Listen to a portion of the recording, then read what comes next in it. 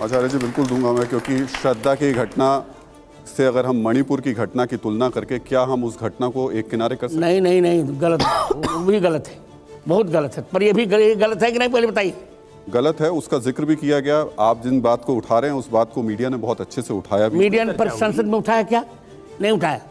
चलिए, कुछ सांसदों ने भी किया। राहुल जी। साहब जी, मुझे एक से ये कहना पड़ेगा कि मैं काफ़ी निराश हूँ, लेकिन आप निराश मत होइए। नहीं, उसका कोई आपके लिए कोई अर्थ नहीं है, लेकिन मैं केवल अपनी भावना व्यक्त कर रहा था। आप निराश मत होइए, डोंट बी होपलेस, सब कुछ ठीक होगा। मैं आपने बीच में एक बात कही कि आप चमत्कारों के खिलाफ हैं, उनके विरोधी हैं। मैं चमत्कारों पर विश्वास नहीं करता। विश्वास नहीं करते, लेकिन आपके जो परम प्रिय शिष्य हैं वो तो केवल चमत्कार दिखाकर ही लोगों को आकृष्ट कर रहे हैं। अच्छा लड़का है, चमत्कार। उनकी विद्या का कोई प्रदर्शन नहीं हुआ आज तक। कितने वो शास्त्रज्ञ हैं ये कभी सामने नहीं आया। वो शायद 10 श्लोक भी कठिन हो जाएगा। अरे नहीं, लेकिन वो तो सिर्फ शुद्ध चमत्कार कर रहे हैं। ठीक है, अच्छा है, वो भी पक्ष अच्छा, पर धर्म के विरुद्ध कुछ नहीं कर रहे हैं ना। धर्म तो के उनके पास चमत्कार के अलावा कौन सा गुण है, बताइए। उनके पास गुरु भक्ति है, मेरे पर उनकी भक्ति है। देखो कितनी बड़ी भक्ति है उन पर। आचार्य निष्ठा उनके पास है।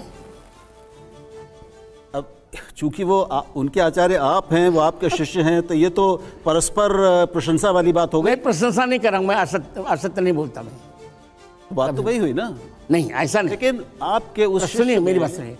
वो जिस तरह की बातें कर रहे हैं, वो जितनी हल्की बातें करते हैं, वो कई बार विदूषक की तरह व्यवहार करते हैं। आपको दिखता है, देख रहे हैं आप उसको? क्या बालको वर्तते, बालको वर्तते। ठीक है, उसको लोग उनको बाबा की तरह लोग पूछने लगे। बाबा है, वो बालक है भाई। क्या वो अधिकारी है इस पद का? अच्छा कर रहे हैं, सब ठीक है। आचार्य जी, राहुल जी का कहने का मतलब ये है कि क्या आप आचार्य धीरेन्द्र शास्त्री के जो चमत्कार हैं उनको मानते हैं? अब वो चमत्कारों को मैं नहीं मानता, मैं तो प्रतिभा का उपासक हूँ। वो जो पर्चा निकालते हैं, पर्चा लिख करके बता देते हैं, आप मानते हैं कि वो सब सही भी होता होगा? वो कला है या चमत्कार है, क्या है ये? वो तो जाने, मैं कुछ नहीं। आप तो गुरु हैं उनके। इसके लिए इसका गुरु नहीं हूँ मैं, राम मंत्र की दीक्षा का उनका गुरु हूँ बस। पर आपको पता, चमत्कार के अलावा उनमें कौन सी प्रतिभा आप में दिखी और कौन सी विद्या दिखी? साइंस अच्छा बालक है और सबको लेकर चलता, सहअस्तित्व की भावना है। ठीक है, जो कुछ हो रहा है। समझ गए महाराज। आचार्य जी, इस वक्त एक और देश में बड़ा मुद्दा है, वो यूनिफॉर्म सिविल कोड को लेकर के है, और कहा जा रहा है कि उसकी बहुत ज्यादा आवश्यकता है। क्या अचानक इतने सालों बाद इस देश में समान नागरिक संहिता की जरूरत क्यों पड़ रही है? वो पहले से पड़ी हुई, अब कोई किसी ने उठाया नहीं, अब उठाया जा रहा है। अच्छा, और उसको होना भी चाहिए। मैंने कहा कि उस कानून में जनसंख्या नियंत्रण भी जोड़ना चाहिए। ये 25 साल पहले भी उठाया जा चुका है महाराज, कई बार उठाया जा चुका है प्रश्न। हाँ, उठाया जाता, अब होगा। देखिए, बहुत सी बातें हो गई जो अप्रत्याशित थी। 370 की हमने कल्पना नहीं की। सही बताइए, इसमें हम बैठे हैं, हमने 370 हटाया, 35 से हटाया, ट्रिपल तलाक हटाया, और राम जन्मभूमि ले आए, तो सब कुछ। अब तो विकसित भारत हो रहा है ना हमारा। अब हम एक भारत और श्रेष्ठ भारत की ओर जा रहे हैं। सब कुछ ठीक करेंगे, ये भी ठीक होगा। कुछ दिन में हम गोवध भी बंद करवाएंगे, कुछ दिन में हम रामचरितमानस को राष्ट्र ग्रंथ भी घोषित कराएंगे। आचार्य जी, जब आप ये बात कह रहे थे तो मुझे याद आया, खासतौर से इस वक्त महंगाई बहुत ज़्यादा है। लोग टमाटर की बात करने जब पूछने जाते हैं तो कुछ लोग यही बोलते हैं, आप टमाटर 200 रुपये किलो की बात कर रहे हैं, यहाँ 370 हट गई। देखिए, इतने बड़े बड़े काम हो गए देश में, और आप इस छोटी सी महंगाई में उलझे हुए। वो सब ठीक हो जाएगा, सब कुछ ठीक हो जाएगा। मोदी विल रिपीट, सब कुछ ठीक होगा। क्या महाराज आप कह रहे हैं मोदी रिपीट होंगे? ये बताइए, आप 2024 का भविष्य कथन कर रहे हैं। मैं हाँ तो मैं अब क्या होगा भविष्य में 2024 में? अच्छा होगा। आचार्य जी, क्या आपने मोदी जी का जिक्र किया? मैं आ रहा हूँ, एक मिनट आ रहा हूँ। आपने मोदी जी का जिक्र किया, आप मतलब ये कह रहे हैं कि 2024 में फिर प्रधानमंत्री मोदी बनेंगे? बिल्कुल, बनना भी चाहिए। नहीं चाहिए आज। और जो विपक्ष ने आपने कुछ और बात कही थी। कह दिया मैंने, कह दिया, चलो कह दिया। विपक्ष ने अपने गठबंधन का नाम इंडिया रखा है, और इंडिया जो एक तरीके से, पर आपको नाम कैसा लगा? ये अच्छा नहीं लगा। इंडिया नाम आपको अच्छा नहीं लग रहा? क्योंकि देश का नाम है, उसको गठबंधन से नहीं जोड़ना चाहिए। फिर ऐसे तो तमाम योजनाओं के नाम भी फिर उस पर नहीं रखने चाहिए। ये गठबंधन करना तो नहीं रखना चाहिए। देखिए राहुल गांधी जनेऊ पहन रहे हैं, आप आशीर्वाद नहीं दे रहे हैं उनको। प्रियंका गांधी को आशीर्वाद नहीं दे रहे हैं। वो मैं बहुत कुंडली मुझसे मत करवाइए, सब ठीक ठाक है। मोदी जी को आशीर्वाद दे रहे हैं, यहाँ आशीर्वाद नहीं दे रहे हैं। संगीता जी आपके मोदी जी मेरे मित्र हैं, मित्र पर तो प्रेम करने चाहिए। संगीता जी। गुरुजी, इतना वैमनस्य, इतना झगड़ा, क्या परिणति है इस? परिणति अच्छी होगी, सब कुछ ठीक हो जाएगा। आप धैर्य रखिए, सब कुछ ठीक हो जाएगा। लेकिन शांत तो कोई हो नहीं रहा है ना जी? हर पक्ष अपनी बात पे अडिग है, तो इसमें टकराव और झगड़ा ज्यादा ही पड़ेगा। आगे क्या? संगीता जी मेरी बात सुनिए, यदि मैं प्रश्न से डर नहीं रहा हूँ और कथा भी कहेगा फिर भी मैं डरना और मुस्कुरा कर उत्तर दूंगा। देखिए मेरा कहना यह है कि समय की प्रतीक्षा करनी चाहिए, सब कुछ ठीक होगा। भारत भगवान का है और इसका भविष्य भगवान के ऊपर निर्धारित है, भगवान इसके उत्तरदायी हैं। सब कुछ भारत में मंगल होगा। भारत देखिए अर्थव्यवस्था में बहुत अच्छा हो गया। व्हाइट हाउस में कभी भी दुर्गा सप्तशती की गूंज नहीं होती थी, अब होने लगी।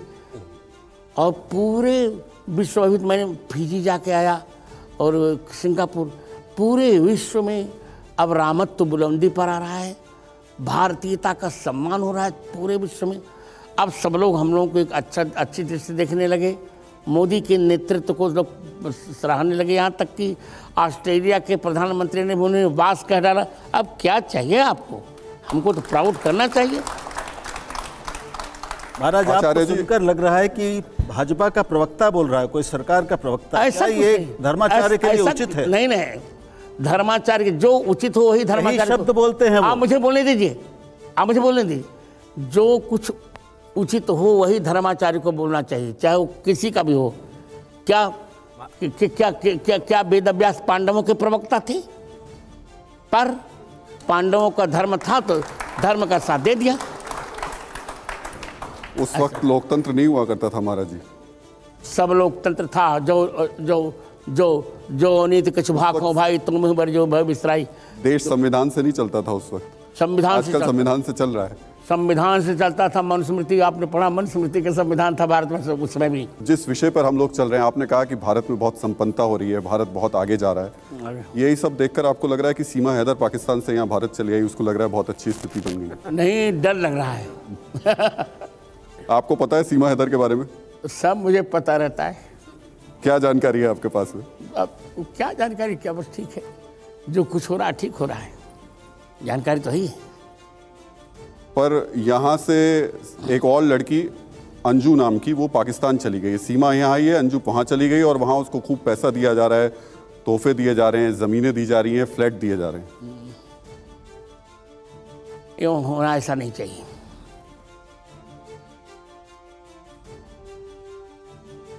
आचार्य जी, आदि पुरुष फिल्म के बारे में आपने ज़रूर सुना होगा। मैंने सुना, क्या देखा, मैं दुखी हूँ, उत्तर दे दिया मैंने।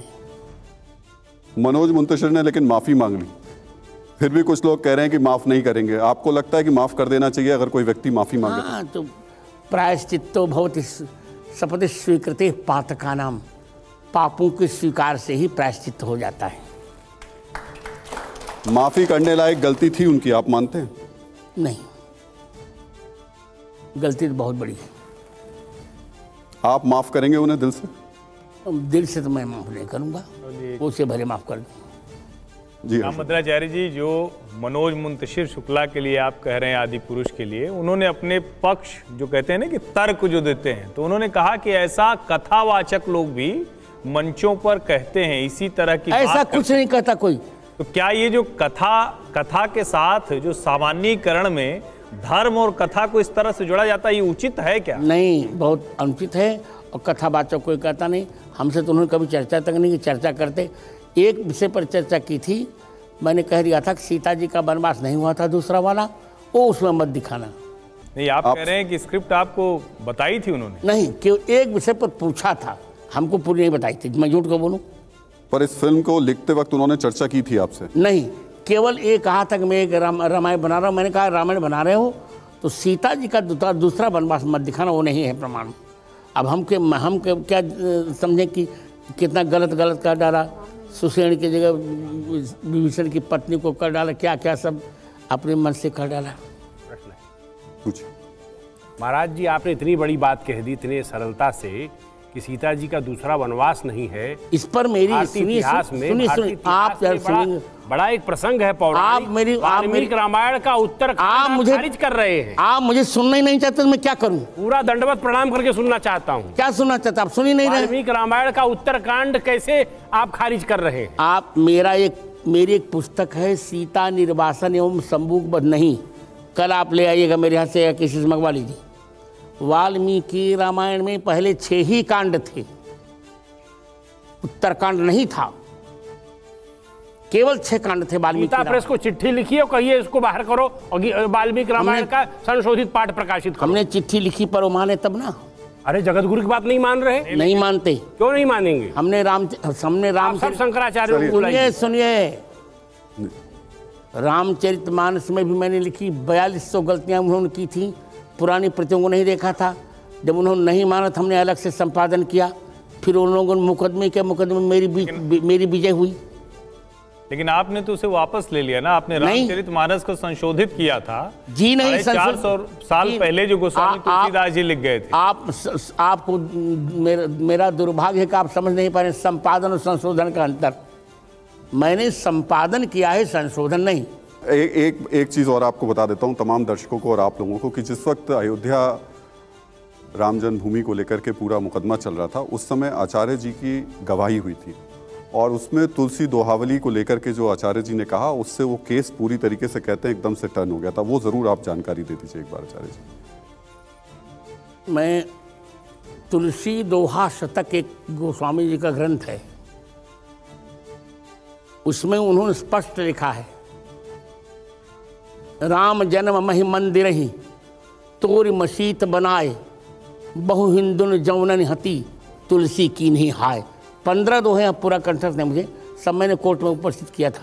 अदालत की कार्रवाई में हुआ क्या था, वो थोड़ा किस्सा जानना चाहते हैं हम लोग। अदालत में भिन्न भिन्न प्रश्न हुए थे। मेरा बयान तो 100 पृष्ठों में है। मूल प्रश्न था कि राम जन्मभूमि का प्रकरण क्या वैदिक है, क्या राम जन्मभूमि पर वेद ने कुछ कहा? तो मैंने उनको कहा कि अथर्ववेद की 10वें कांड के 31वें अनुवाक का द्वितीय मंत्र है, अष्टाचक्रानवद्वारा देवानां पूरयोध्या यस्याम हिरण्मयः कोशः स्वर्गो ज्योतिषावृतः। 8 चक्रों वाली 9 द्वार वाली वह अयोध्या, जिसमें मंडप के आकार का एक स्वर्ण मंदिर है, वहाँ पर भगवान राम का आविर्भाव हुआ। उस स्थान पर आविर्भाव हुआ जहाँ मेष के सूर्य की दृष्टि पड़ती है, मकर के मंगल की, तुला के शनि की, कर्क के बृहस्पति की, मीन के शुक्र की। ठीक उत्तर दिशा में सरयू बह रही हैं। 300 धनुष पर बह रही हैं सरयू। उद्धरण भी मैंने बहुत से दिए थे, यहाँ तक कि 441 उद्धरण मैंने दिए थे। और उत्खनन जब हुआ था तो 437 उद्धरण प्रामाणिक मिले थे। 4 उद्धरण केवल धूमिल थे, वो भी हमारे ही पक्ष में थे। ये सारे पक्ष मैंने दिए थे और आप लोगों के स्नेह से, भारत माता के आशीर्वाद से दोनों उच्च न्यायालय और उच्चतम न्यायालय दोनों निर्णयों में मेरे वक्तव्यों के उद्धरण दिए गए हैं और हमको राम जन्मभूमि प्राप्त हुई। आचार्य जी, राम मंदिर बनने वाला है जल्दी, 2024 में उद्घाटन भी हो जाएगा, लेकिन अभी के वक्त में राम के 2 विचार पूरे देश में देखने को मिल रहे हैं। एक विचार तो महात्मा गांधी के हैं, कुछ वक्त पहले मुरारी बापू से हमने बात की थी, वो भी वही बात कहते हैं। ईश्वर अल्लाह तेरो नाम वाली बात, उनकी कहानी आती है, उनके विचार आते हैं। लेट हिम से। और एक दूसरे वो लोग दिखते हैं जो कि नूह में लोगों को मारते हैं और जय श्री राम के नारे लगाते हैं। ये 2 विचार भगवान राम के इस नहीं, भगवान राम के विचार नहीं, भगवान राम का विचार है सब लोग सुखी रहें, सर्वे भवन्तु सुखिनः। हाँ, कोई किसी को छेड़े नहीं, हमें अपने धर्म को पालन करने की स्वतंत्रता दी जाए। ये नहीं कि हमारी रामनवमी पर आप गोली चला दें या हिंदुओं को मार डालें, ये सब न हो। भगवान राम को लेकर जो महात्मा गांधी के विचार थे, आप उससे सहमत हैं? मैं वाल्मीकि के विचार से सहमत हूँ। महात्मा गांधी कोई हमारे लिए वो आदर्श नहीं, वाल्मीकि आदर्श हैं, तुलसीदास जी आदर्श हैं, और सब पूरे देश के आदर्श हैं। वो राष्ट्रपिता हैं आचार्य जी। वो अलग बात है। वो राष्ट्रपिता होंगे तो क्या उनके मरने के बाद क्या राष्ट्र बिना बाप का हो गया क्या? आप क्या कह रहे हैं? आचार्य जी, जब आप ये बात कहते हैं तभी कुछ लोग होते हैं जो नाथूराम गोडसे की मूर्ति बनाना शुरू कर देते हैं। अलग बात है। और फिर उनके मालाएं चढ़ाना शुरू कर देते हैं। मैं कुछ नहीं कह रहा हूँ, पर मैं कह रहा हूँ कि रामो राष्ट्रपिता गेय, रामो राष्ट्रस्य मंगलम। राष्ट्र के मूल पिता राम जी हैं, जिनका कभी विनाश नहीं होता, और राम जी ही राष्ट्र के मंगल हैं। इसे आप देखे होंगे भारतीय संविधान में प्रथम पृष्ठ पहली पुस्तक जब छपी थी भारतीय संविधान की, तो सीताराम जी की मूर्ति आपने देखा होगा। तो विचार तो अपने अपने होते रहते हैं, विचार लोग करते रहते हैं। हाँ, राम जी के लिए मैं इतने कहूँगा कि वो राष्ट्र के मंगल हैं। मैं ये आप कह रहे हैं महात्मा गांधी राष्ट्रपिता नहीं, आप कह रहे हैं कि नहीं, मैं स्वीकार नहीं करते। मैं ये कह रहा हूँ कि पिता तो जगत के राम जी हैं, जगत पिता रघुपति बिचारी। कैसे कहूँ? जो तो आप लाठी चला के कहवाइएगा क्या? जो अरे नहीं माता रामो मत पिता रामचंद्र, स्वामी रामो मत सखा रामचंद्र। अरे यार, राम जी को राष्ट्रपिता मानो, जिसका कोई वध ही नहीं कर सकता। जी, आप चीज़ों को थोड़ा अलग आयाम में ले जाते हैं। राष्ट्रपिता जो कहा था, पहली बात तो ये नेताजी सुभाष चंद्र बोस ने कहा था। जैसे हम शहीद भगत सिंह कहते हैं, जैसे हम लोकमान्य तिलक कहते हैं, जैसे हम शहीद आजम कहते हैं, लोकनायक जयप्रकाश कहते हैं, वैसे ही एक सम्मानजनक उपाधि। हाँ, ये उपाधि है। तो इसको इतना स्थूल बना देना कि बिना बाप के हो गया भारत, ये तो बड़ी विचित्र बात। नहीं, आपसे अपेक्षित नहीं। नहीं, मैं अनपेक्षित बात नहीं कर रहा हूँ। इतना मैं सहमत हूँ, उपाधि स्वीकार्य है। तो वही तो है उपाधि, और क्या उपाधि आप कहिए तो मैं कोई आपत्ति नहीं। अंशुमन जितनी उपाधि देते मैं दे दीजिए। आपने कहा बिना बाप के बाहर होगा। और क्या वास्तविक पिता राष्ट्र के हैं क्या? वो आचार्य जी, तो राम जी को वास्तविक पिता कहने में आपत्ति क्या है हमको? आचार्य जी, भगवा वस्त्र पहने संत को राजनीतिक दल का प्रचार करना चाहिए, यदि वो राजनीतिक दल पर टिकट नहीं लड़ रहा है तो। ये कितना मैं जानता हूँ ये वाक्य मेरे लिए होगा। नहीं, आपके लिए नहीं है। मैं ये बहुत सारे संतों की बात कह रहा हूँ जो बार बार सभाओं में भी आते हैं और बाद में कथा भी सुनाते हैं। अगर आप ऐसे कहेंगे तो योगी आदित्यनाथ भी फिर भगवा नहीं, लेकिन वो तो सत्ता के तंत्र के हिस्से हैं। लेकिन हम उन संतों की भी बात करें जो सत्ता तंत्र से बाहर है, पर वो प्रचार के लिए जाते हैं। कोई राजनीतिक दलों का जहाँ धर्म हो, धर्म का प्रचार करने में कोई आपत्ति नहीं। आचार्य जी, लेकिन विपक्ष एक सवाल तो उठाता है योगी आदित्यनाथ को लेकर कि क्या एक साधु सन्यासी को, योगी को सत्ता के आसन इसने कह दिया सत्ता में रहना चाहिए। विपक्ष बताए कहाँ निषेध है? सत्ता के कहाँ निषेध है कि संत को सत्ता में रहना चाहिए? बिल्कुल रहना चाहिए संत को। आचार्य जी, आप ही ने कथा सुनाई थी कि संतों ने तो राजा बेन को उतार के सिंहासन से मार दिया था और फिर एक सही राजा बिठाकर अलग हट गए थे। संत तो हमेशा सत्ता निरपेक्ष ही रहा, सत्ता विरोधी रहा। सत्ता का हिस्सा तो कभी संत नहीं रहा। आवश्यकता पड़ने पर रहे, जैसे चाणक्य थे ना। ने क्या कोई हमारे शास्त्रों में कोई गुरु, कोई धर्मगुरु शासक बना है? चाणक्य थे, चाणक्य शासक नहीं, कभी शासक नहीं। चाणक्य शासक नहीं थे, चाणक्य तो चंद्रगुप्त को बनाया, चंद्रगुप्त को शासक। और नाम था शासक, तो सब चाणक्य थे यार, सब चाणक्य करते थे। दो उदाहरण अगर आप दे दें तो बड़ी कृपा होगी। तो मैं उदाहरण दे रहा हूँ। चंद्रगुप्त पहली बात, नारद शासक थे द्वापर में, त्रेता में अगस्त्य शासक थे। यहाँ तक कि राम जी के सारे शस्त्रों की व्यवस्था अगस्त्य ने की थी। सब उदाहरण शासक थे। हाँ, बिल्कुल पूर्ण शासक। अच्छा, कहाँ मिलेगा ये? मैं थोड़ा वाल्मीकि रामायण मिलेगा, वाल्मीकि रामायण देख लीजिएगा। वाल्मीकि रामायण के बालकांड के प्रथम सर्ग का 42वां श्लोक देखिएगा और अरण्य कांड का पूरा श्लोक पढ़ लीजिएगा, फिर हम आपसे चर्चा करेंगे।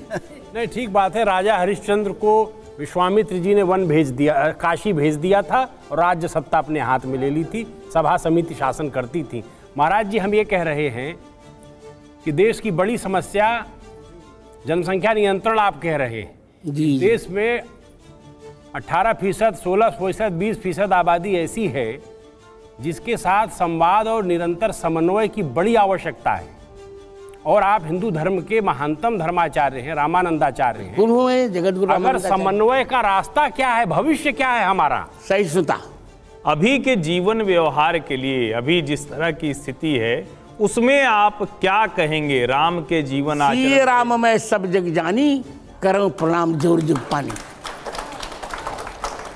चलिए, वक्त अब हमारे पास कम बचा है, लेकिन चलते चलते आचार्य जी आपसे फिर वही कुछ आपके शब्दों में, खासतौर से इस वक्त भारत की जो स्थिति है उसको लेकर के, वो लोग जो सड़कों पर इस वक्त असहनशील नजर आ रहे हैं उनको लेकर के सबको आप कुछ कहना चाहते हो? मैं यही कहना चाह रहा हूँ फिर से, बचपन को प्रबुद्ध करो, यौवन को शुद्ध करो और बुढ़ापा को सिद्ध करो। बहुत बहुत धन्यवाद आचार्य जी, आपको बहुत बहुत शुक्रिया।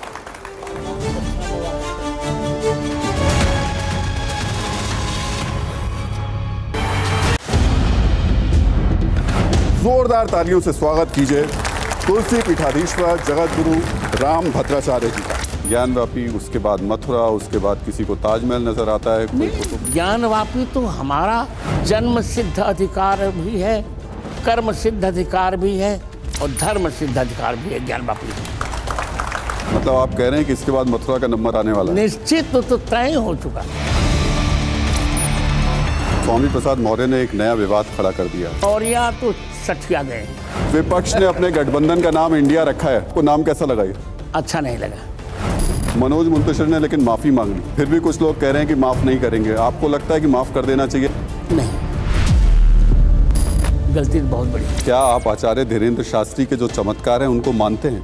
चमत्कारों को मैं नहीं मानता, मैं तो प्रतिभा का उपासक हूँ। भगवान राम को लेकर जो महात्मा गांधी के विचार थे, आप उससे सहमत हैं? महात्मा गांधी कोई हमारे लिए वो आदर्श नहीं, वाल्मीकि आदर्श हैं, तुलसीदास जी आदर्श हैं। पूरे देश के आदर्श हैं, वो राष्ट्रपिता हैं आचार्य। वो राष्ट्रपिता होंगे तो क्या उनके मरने के बाद क्या राष्ट्र बिना बाप का हो गया क्या? मथुरा तो आ जाएगा, लेकिन मस्जिदें कहाँ जाएंगी फिर? चाहे चाहे चली जाए, वो तो वो जाने।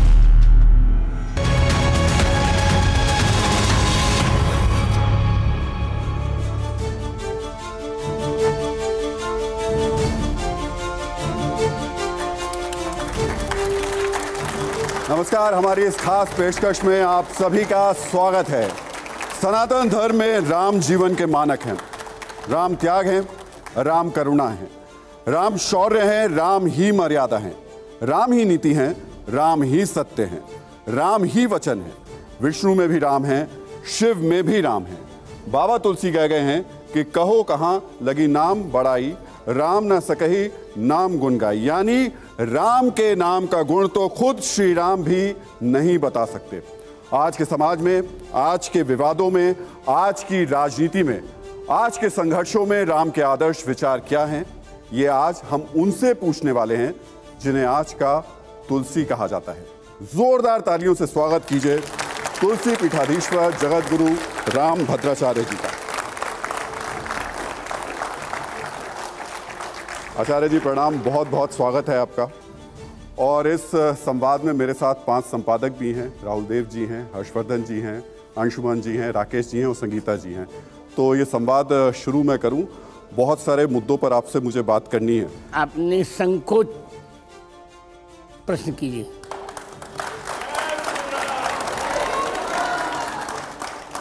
तो निश्चित तौर पर शुरुआत तो हमें भगवान राम के नाम से ही करनी चाहिए। और तुलसीदास जी कहते हैं कि भगवान राम वो हैं जिनके गुणों को राम खुद नहीं बता सकते हैं। लेकिन आपने भगवान राम के गुणों को 2 प्रकार से बताया, स्वभाव और प्रभाव। थोड़ा इसको विस्तार से बताइए। राम शब्द ही 2 अक्षरों का है। रा शब्द प्रभाववाचक है और म शब्द स्वभाववाचक है। प्रभाव और स्वभाव दोनों का मिलित रूप ही राम है।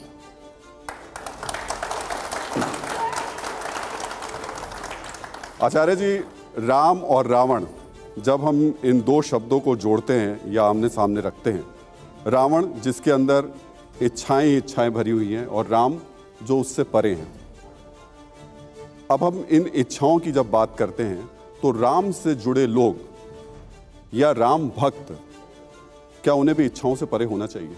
निश्चित रूप से भौतिक इच्छाओं से परे होना चाहिए, पर आध्यात्मिक इच्छाओं से परे कभी नहीं होना चाहिए।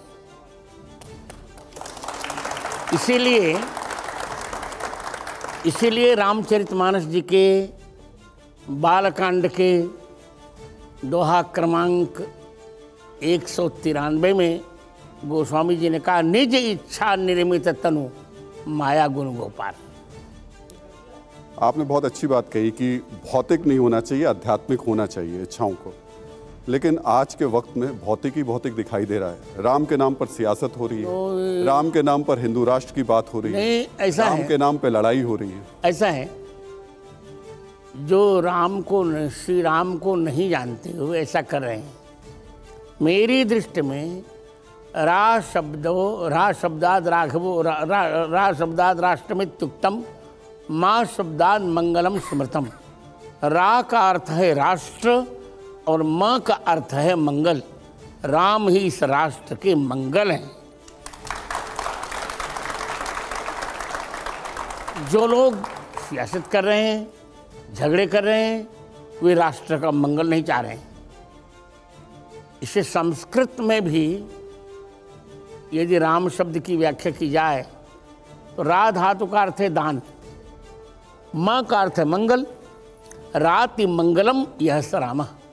जो सबको मंगल ही देते रहते हैं उन्हें राम कहते हैं। इसी अवधारणा को लेकर तो हमने राम जन्मभूमि का संघर्ष किया, और राम जन्मभूमि के संघर्ष में मैं तो कहूँगा कि हम 100% सफल हुए। और मैं व्यक्तिगत रूप से बहुत प्रसन्न हूँ। जगत गुरु, आपने जो कहा मैं उसी से एक सवाल आगे लेकर के चल रहा हूँ। क्या राजनीतिक पार्टियों को भगवान श्री राम का नाम अपने मंचों पर, अपने नारों में, अपनी सियासत के लिए इस्तेमाल करना चाहिए? किसी से कोई, श्री राम को कोई आपत्ति तो है नहीं। जब रावण राम जी का नाम ले सकता है तो पार्टियों ने तो क्या बिगड़ गया?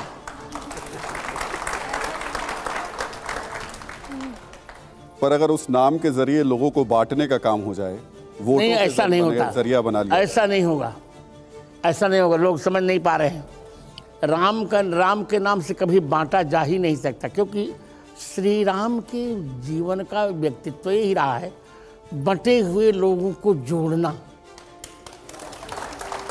इसीलिए महोदय, रामचरितमानस के अरण्य कांड के 11वें दोहे की 14वीं पंक्ति में भगवान राम के लिए कहा गया, अति नागर भव सागर सेतु।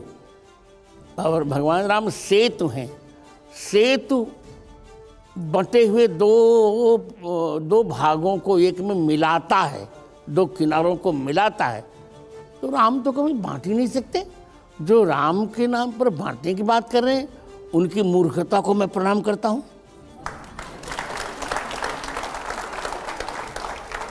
आचार्य जी, अब मैं इस वक्त जो सबसे बड़ा मुद्दा देश में चल रहा है उसकी तरफ आपको लेकर चल रहा हूँ, और काशी विश्वनाथ में जो ज्ञानव्यापी मस्जिद है उसको लेकर के।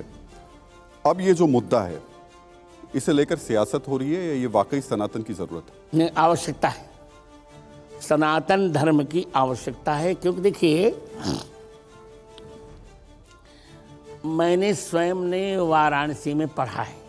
उस समय का ऐसा प्रचलन था कि जो ज्ञानवापी का एक बूंद भी जल पी लेता था वह प्रखर प्रतिभा का धनी बन जाता था। मैंने भी पिया। आज़ाद चंद्रशेखर ने भी ज्ञानवापी का जल पिया था। मैंने अपने जीवन के 16वें वर्ष में आज़ाद चंद्रशेखर पर संस्कृत में खंड काव्य लिखा था। ये तो भारतीय प्रतिभाएं समाप्त हो जाएं, इसीलिए प्रतिभा का जो स्रोत था ज्ञानवापी, उस पर इन लोग विधर्मियों ने अपना मस्जिद खड़ा कर दिया। मस्जिद वहाँ ही नहीं, जहाँ त्रिशूल हो, जहाँ डमरू हो, जहाँ हाथ धोने के लिए स्थान हो, जहाँ परिक्रमा, वहाँ कैसी मस्जिद? ये सब दुर्भाग्य का विषय है। हमने अब तक तो सहन किया, पर अब तो नहीं सहन करेगा। अब हिंदू जग गया है। 30,000 मंदिरों को तोड़ करके हमारे विधर्मियों ने भिन्न भिन्न स्थान बना डाले। ज्ञानवापी तो हमारा जन्म सिद्ध अधिकार भी है, कर्म सिद्ध अधिकार भी है और धर्म सिद्ध अधिकार भी है ज्ञानवापी। आचार्य जी, आपने एक शब्द का इस्तेमाल किया, हिंदू जाग गया है। इस पर मैं आऊँगा आपके पास में, लेकिन इसमें कोई दो राय नहीं कि ऐतिहासिक तथ्य बिल्कुल साफ तौर पर बताते हैं। जिन चिन्हों का आपने बताया, जिक्र किया, वो भी बताते हैं कि काशी विश्वनाथ में जिस जगह ज्ञानव्यापी मस्जिद है वहाँ मंदिर हुआ करता था। लेकिन ये भी सत्य है और ये भी तथ्य है कि पिछले कई वर्षों से वहाँ पर मुस्लिम समाज के लोग जाके नमाज पढ़ रहे थे। पढ़े पर था तो हमारा कोई बलात् किसी पर कब्जा कर लेते, इसकी क्या इसका अर्थ को उस अस्तित्व को नकारा जाए? वो हमारा था। ज्ञानवापी हमारी, ज्ञानवापी का अर्थ होता है ज्ञान का कुआं। वापी माने कुआं होता, बाउली या कुआं। तो हमारा था। अब कोई कहे कि हमने भारत पर आक्रमण कर लिया तो भारत उसका हो गया क्या? हमने स्वतंत्रता प्राप्त की कि नहीं की? जैसे आक्रांत भारत विदेशियों द्वारा हथियाए गए भारत पर हमने स्वतंत्रता प्राप्त की, उसी प्रकार विधर्मियों द्वारा हथियाए गए ज्ञानवापी को प्राप्त करना हमारा नैतिक अधिकार है। आचार्य जी, लेकिन फहरिस्त लंबी होती चली जा रही है। ज्ञानव्यापी, उसके बाद मथुरा, उसके बाद किसी को ताजमहल नजर आता है, कोई कुतुब मीनार चला जाता है। जो हमारा होगा हमको नजर आएगा। कोई इसमें क्या संकोच? देखिए, हम तो वर्णमाला के क्रम से चल रहे हैं। अयोध्या, का, काशी, मथुरा, अब जहां जहां भी हमारा होगा। मतलब आप कह रहे हैं कि इसके बाद मथुरा का नंबर आने वाला है? निश्चित तो तय हो चुका है। मथुरा तो आ जाएगा, लेकिन मस्जिदें कहाँ जाएंगी फिर? चाहे चली जाए, वो तो वो जाने। उनका हमने कोई ठेका तो थोड़े दिया है। देखिए, हम सह अस्तित्व पर विश्वास करते हैं। सह अस्तित्व होना चाहिए, साथ रहें सब लोग, प्रेम से रहें। पर यहाँ रहना है तो यदुबर और रघुवर होके रहना पड़ेगा, बाबर का और अकबर के होके नहीं रहना पड़ेगा। जगत गुरु, सनातन तो सहधर्म की बात करता है, साथ रहने की बात करता है, प्रेम की बात करता है।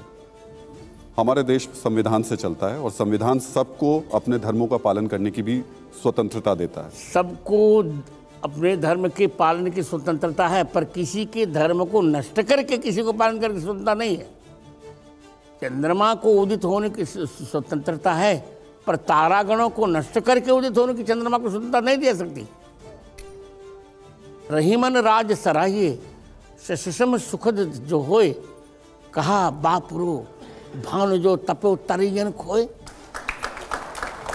तुम स्वयं जियो, पर हमको भी जीने दो। हमको भी जीने का अधिकार है कि नहीं? मेरे साथ 5 संपादक भी हैं, आप में से कोई सवाल अगर? आपने एक महत्वपूर्ण बात अभी कही, वैसे तो सारी बातें महत्वपूर्ण हैं, कि जो हमारा है वो हमारा ही रहेगा और हमें मिलना चाहिए। वो यदस्मदीयम नहीं तत्परेशान। तो मैं आ रहा हूँ। तो अभी हमारे इतने लंबे इतिहास में कई ऐसी चीज़ें जहाँ पर कई ऐसे धर्मस्थल भी हैं जहाँ पर अलग विविध धर्मों का प्रभुत्व रहा है और उनके भवन बनते गिरते बदलते रहे हैं। दूसरी बात कि हम केवल अतीत में जिएंगे, जो अतीत में था उसका हमने एक आज बदला लेंगे, ऐसा है, भविष्य बनाएंगे, ऐसा है जी। आप यान तो देखते ही होंगे। यान में होता यह है कि एक दर्पण होता है, वो आगे चलते समय पीछे दिखाई पड़ता रहता है। तो हम अतीत से प्रेरणा लेकर वर्तमान का सर्जन कर सकें। आपने बहुत अच्छा उदाहरण दिया, आपने बहुत अच्छा उदाहरण दिया। चूँकि मैं गाड़ी चलाता हूँ, यहाँ सभी चलाने वाले लोग हैं। मैं तो अगर बैठता हूँ गाड़ी पर, चलाता नहीं। जी। तो अगर हम सामने की स्क्रीन से अपनी शीशे से आँख हटा ले और केवल पीछे वाले शीशे पे देखते रहे तो निश्चित ही दुर्घटना होगी। इसे अतीत से प्रेरणा लेकर वर्तमान का सर्जन करना ही भारतीय इतिहास की प्रश्रिमर परंपरा है। अंशुमन जी। आचार्य जी, मेरा प्रश्न जहां राहुल जी ने छोड़ा उससे थोड़ा सा और गहरा है। दुनिया के सारे धर्मों का इतिहास भयानक जघन्यताओं का इतिहास है, और अगर आप धर्म के इतिहास में जाएं तो शायद कोई भी ऐसी जघन्यता नहीं जो धर्म के दायरे में नहीं की गई हो और उसके बाद उसे अन्याय संगत धर्म ने ही ठहराया है। अब जब हम आज धर्म की बिल्कुल नई व्याख्याओं में खड़े हैं तो धर्म के नाम पर जायज क्या क्या है और नाजायज क्या क्या है, जो ये क्या उचित है और क्या अनुचित है, ये विवेक अब आज के संविधान के संबंध में क्या है? मुझे कहने दिया जाए, जहां अंग्रेजी में शुड लगता हो या उड लगता हो, जो करना चाहिए वही धर्म है, जो नहीं करना चाहिए वही अधर्म है। तो मैं तो कहूँगा कि अपने कर्तव्यों का, चाहे वे कर्तव्य परिवार से विहित हो दिए प्राप्त हों या समाज से या राष्ट्र से, अपने कर्तव्यों का निष्ठापूर्वक निर्वहन करना ही सबसे बड़ा धर्म है और ईश्वर की सबसे बड़ी पूजा है। मेरा प्रश्न आचार्य जी इसलिए था क्योंकि इतिहास के नाम पर बहुत कुछ आज वर्तमान में सही बताया जाता है, और इतिहास में बहुत सारी ऐसी चीज़ें भी हुई हैं, धर्मों के सारे धर्मों में हुई हैं, जो अब वर्तमान में प्रासंगिक नहीं हो सकती। मेरा प्रश्न ये था कि उस आधार पर अगर आप देखें तो संविधान सम्मत। अंशुमान जी, मुझे बोलने दिया जाए, इतिहास है क्या, पर इस पर चर्चा तो हम करें। अतीत घटना को इतिहास नहीं कहते। धर्मार्थ काम मोक्षाणाम उपदेश समन्वितम पूर्ववृत्त कथोपितम इतिहासम प्रचक्षते। धर्मार्थ काम मोक्ष के उपदेश से युक्त पूर्ववृत्त घटना को इतिहास कहते हैं। दुर्भाग्य है कि हमारा इतिहास अंग्रेजों ने बनाया, तो रामायण को प्रागैतिहासिक मान लिया गया, महाभारत को प्रागैतिहासिक मान लिया गया। इतिहास शाश्वत सत्य की व्याख्या ही इतिहास है। इतिहास, यह ऐसा था। इति माने इस प्रकार, ह माने निश्चय, आस माने था। अर्थात जहाँ पूर्ववृत्त घटना को प्रामाणिक प्रस्तुत किया जाता है, उसी प्रस्तुतिकरण को इतिहास कहते हैं। तो अब तक हमारे यहाँ धर्म के नाम पर जो हुआ, मैं तो मानता हूँ धर्म के नाम पर जघन्यता हुई नहीं, पंथ के नाम पर जघन्यताएं हुई। धर्म तो एक ही है, सनातन धर्म। सनातन धर्म के नाम पर कभी जघन्यता नहीं हुई, कभी अत्याचार नहीं हुआ, कभी हिंसा नहीं हुई। पंथ के नाम पर हुई होगी वो जाने। मजहब में और धर्म में बहुत अंतर है। मजहबों के नाम पर जो घटनाएं हुई होंगी उनका उत्तरदायी मैं नहीं हूँ, पर मैं मानता हूँ कि सनातन धर्म के नाम पर कभी भी किसी भी प्रकार का कदाचार मैंने नहीं देखा। हर्षवर्धन जी। जगत गुरु रामभद्राचार्य जी, अभी आपने जब शुरू किया तो आपने एक ऐसा नंबर दे दिया, एक ऐसी संख्या दे दी जिसके बाद ज्ञानवापी पर जो कुछ होगा वो तो छूट जाएगा। आप 30,000 की संख्या दे रहे हैं। अयोध्या में भव्य राम मंदिर बन रहा है, काशी में विश्वनाथ धाम बन गया, मथुरा, ये 3 स्थान दिखते हैं कि हिंदुओं के आस्था से सीधे जुड़े हुए हैं, लगता है कि एक मंदिर है, एक स्थान है। अब अगर ये 30,000 की संख्या होगी तो आज के आधुनिक भारत में कैसे सहअस्तित्व? मैं ये कहने जा रहा हूँ कि जितना हो सके कम से कम 3 तो हमें मिल जाए। भारत 3 अक्षर है ना, तो कम से कम 3 तो हमको मिल जाए मित्र। अयोध्या मिल जाए, काशी मिल जाए, मथुरा मिल जाए, फिर देखेंगे।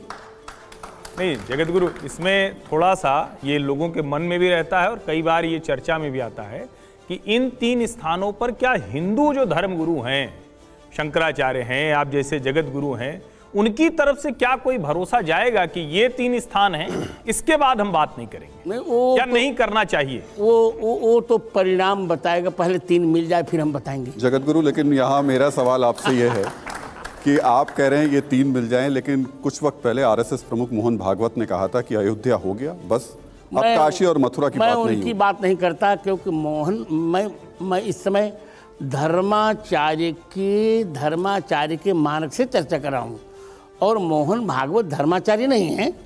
ही इज नॉट धर्माचार्य।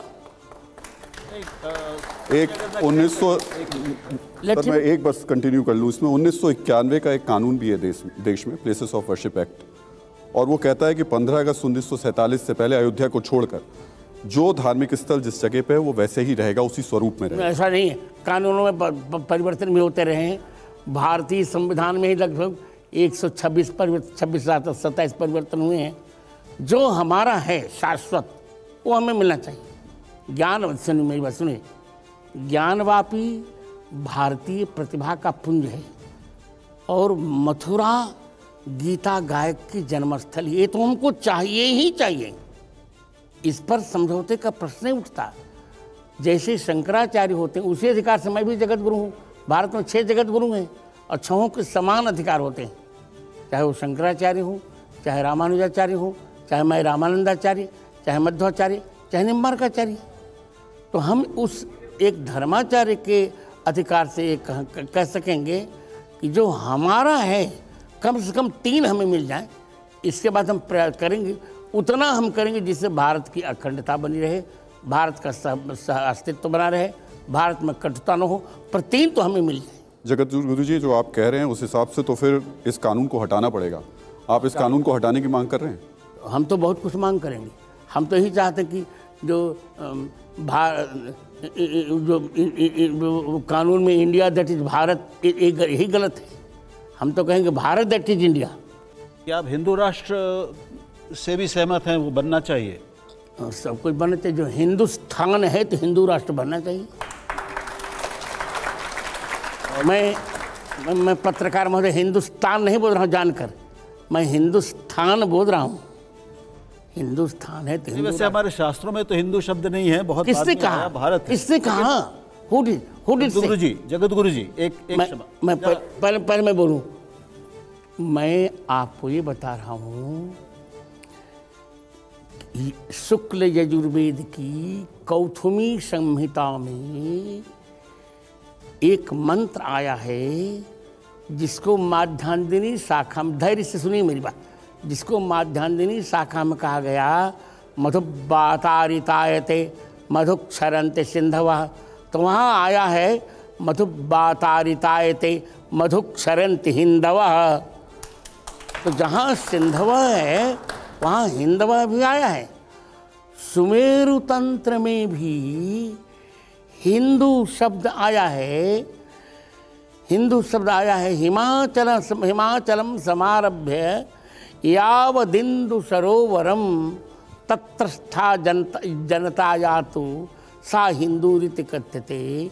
हिमालय से लेकर इंदु सरोवर पर्यंत रहने वाली जनता को हिंदू कहते हैं। हुंकुर्वत्यश्च दुह्यन्ते गावो यत्र समादृताः गो विप्र प्रतिमा सेवी स हिंदू रीति कथ्यते।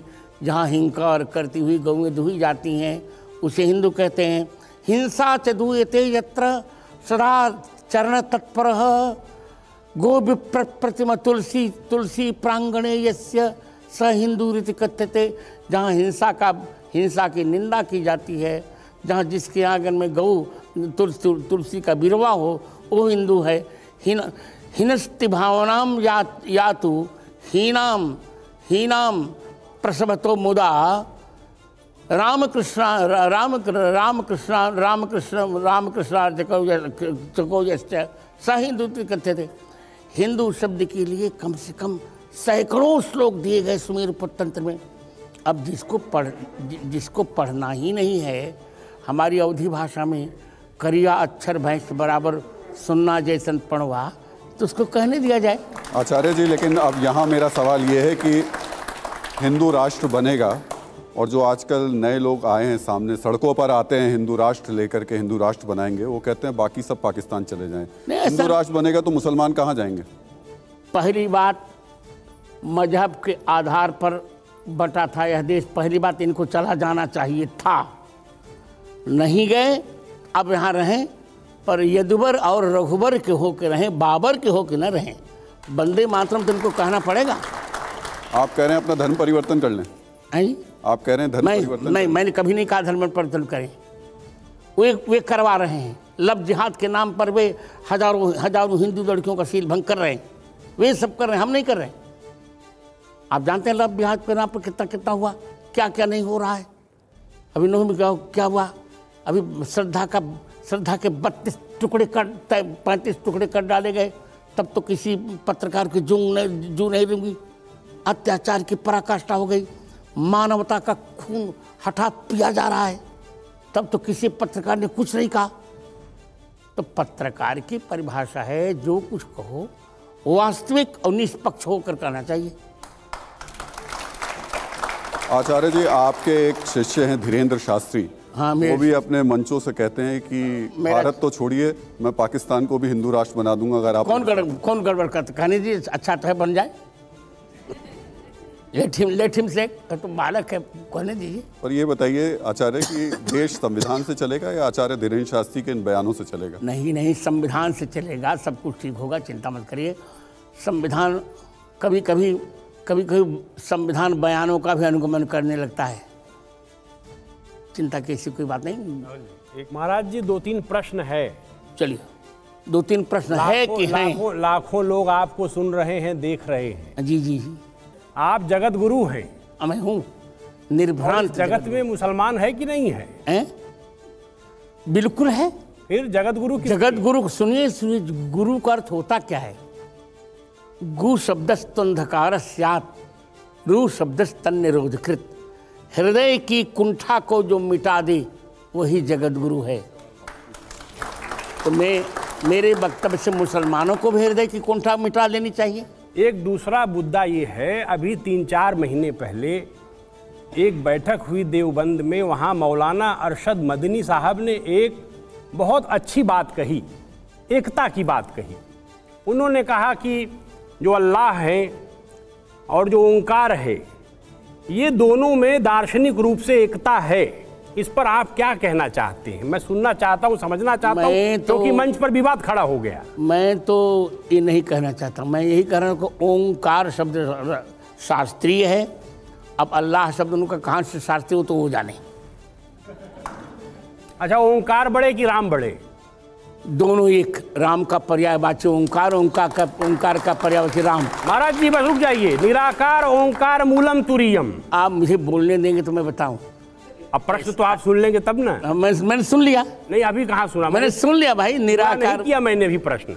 आप निराकार ओंकार मूलम तुरीयम, दोनों एक कैसे हो जाएगा? राम साकार है, ओंकार निराकार है। पहले आप या झगड़ा कर लें या सुन। नहीं आचार्य जी आप बताइए। आपके चरणों में प्रणाम। नहीं, पहले आप सुनिए, आप निराकार ओंकार मूलम तुरीयम, यह रामचरितमानस के उत्तरकांड के 108वें दोहे का 3रा श्लोक है। निराकार का अर्थ होता क्या है? राकेश जी पहले संस्कृत पढ़ के आइए। जहाँ निषेध होता है वहाँ अ लगता है या तो अन लगता है। जैसे न उचित को अनुचित कहते हैं। क्या आपने न उचित को निरुचित कभी सुना है क्या? यदि सुना हो तो बताइए। न उचित को निरुचित सुना है आपने? कि न आवश्यक को निरावश्यक सुना है आपने? तो यदि न आवश्यक को निरावश्यक नहीं सुना है, न उचित को निरुचित नहीं सुना है, तो न आकार को निराकार नहीं कहा जा सकता। निराकार का अर्थ होता है निर्गताः आकाराः यस्मात्, जिनसे सभी आकार निकले हैं उसे निराकार कहते हैं। मैं बहुत आत्मविश्वास से कर रहा हूँ राकेश जी, बहुत पढ़ा लिखा व्यक्ति हूँ मैं। आचार्य जी सुनिए जरा, मैं एक वाक्य बोलूँ। जी बिल्कुल। यदि अनाकार शब्द आपने कहीं सुना हो ईश्वर के लिए, तो मैं आपके सामने त्रिदंड फेंक दूंगा अपना। आचार्य जी, आपने जितने अच्छे तरीके से बताया, सनातन धर्म की व्याख्या की, हिंदू राष्ट्र के बारे में बताया, दिक्कत इस देश में ये हो गई है कि नूह जैसी घटनाएं जब होती हैं और सड़कों पर जय श्री राम के नारे लगाते हुए जो लड़के निकलते हैं, वो इन परिभाषाओं को नहीं जानते हैं। वो सिर्फ इतना जानते हैं कि हिंदू राष्ट्र होगा, जय श्री राम का नारा लगाएंगे और दूसरे मजहब के दुकानें जला देंगे, बाइक चला देंगे, गाड़ियां चला देंगे। ऐसा नहीं होगा, ऐसे उन्माद को नहीं सहन किया जाए। मेरा वक्तव्य यदि कोई ध्यान से सुने, मैं तो कहा करता हूँ कि मैंने कभी चमत्कार को नमस्कार नहीं किया, प्रतिभा का सम्मान करता हूँ। मेरे प्रतिभा संपन्न वक्तव्यों को लोग सुने और सुन करके शास्त्रीय व्याख्याएं समझें। मैं संतों से भी कहूँगा कि संतों को बहुत पढ़ना चाहिए। आज सब कुछ हो रहा है पर संत पढ़ नहीं रहा है। लेकिन इस वक्त आचार्य जी अगर आप देखेंगे देश के कई शहरों में ऐसी स्थिति बनी हुई है, हिंदू मुसलमान आपस में झगड़ा करते सब समाधान हो जाएगा। लूह को लेकर के कोई खास संदेश देना चाहेंगे आप? मैं यही कहना चाहूँगा बच्चों से कि बचपन को प्रबुद्ध करो, युवकों से यौवन को शुद्ध करो और वृद्धों से बुढ़ापा को सिद्ध करो। स्वामी नहीं एक मैं आ रहा हूँ एक बार, क्योंकि एक ये जो बार बार बात होती है हिंदू राष्ट्र की, अब अलग से हिंदू राष्ट्र बनाने जाएंगे क्या? और दूसरा उससे भी ऊपर है, आपके नाम में भी लगा हुआ है राम भद्राचार्य जी।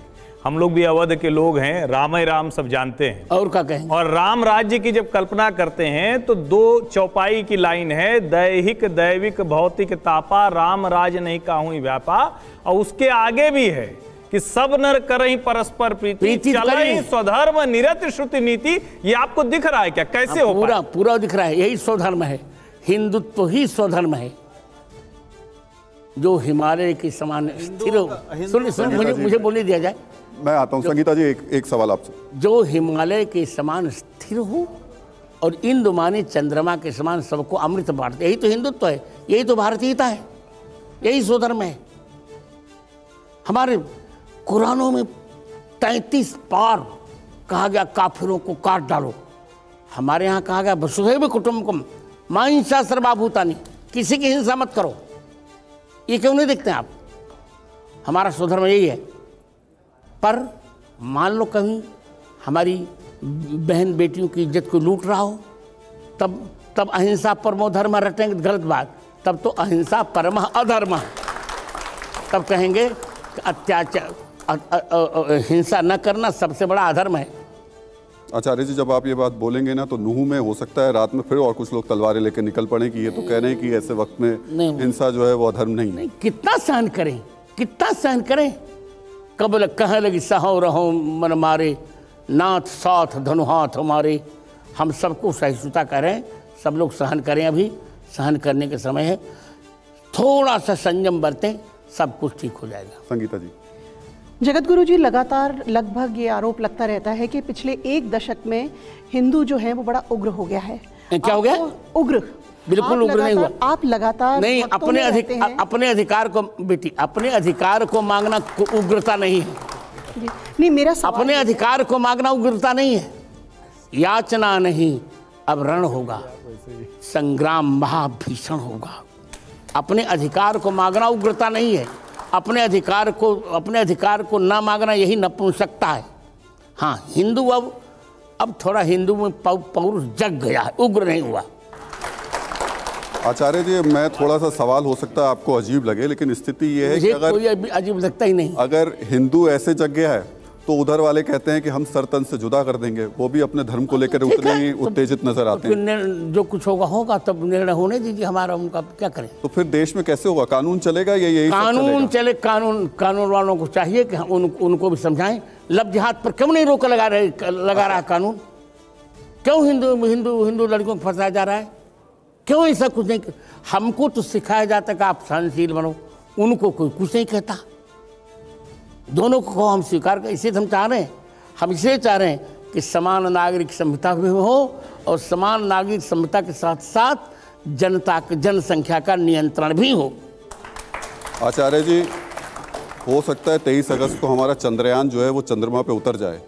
हम एक उस तरफ जा रहे हैं और दूसरी तरफ अगर हम धर्म पर अपने ही देश में इस तरीके के संघर्ष करें, संघर्ष तो नहीं क्या स्थिति बनेगी? नहीं, संघर्ष नहीं करना चाहिए।